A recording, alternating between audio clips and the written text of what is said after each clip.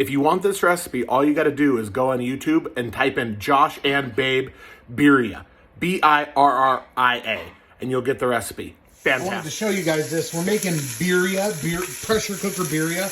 That's some short ribs. But in regards to our own cow, so we just go to the freezer, grab a chuck roast. It's all pre-vacuum sealed now. It's defrosted. I'm going to just break this package open, cut it into pieces, and it'll go in our pressure cooker. So it's super easy, and that is what it looks like when you have your own cow. Now this big bone that the butcher left in the chuck roast wouldn't fit in my pressure cooker, so I just cut it apart and put it into chunks anyways, because I'm going to pressure cook it.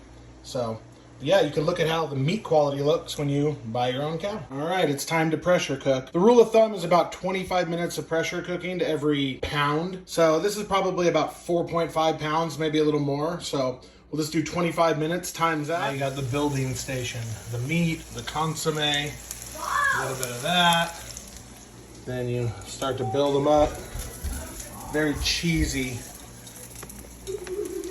And that's how you do a little pressure cooker. Easy quesadilla tacos. But when you have Totinos, when you have leftover birria and beans, and then what do you have? Oh boy, babe. Hey, this was your request. Oh boy. And what are you doing over here? I was making my own vat of chips and cheese. Oh, wow. Birria, bean, cheese, Cholula, cilantro, nachos. And you could also make birria omelets with quesadilla cheese. Gonna be a heart attack in an omelet. Oh, yeah.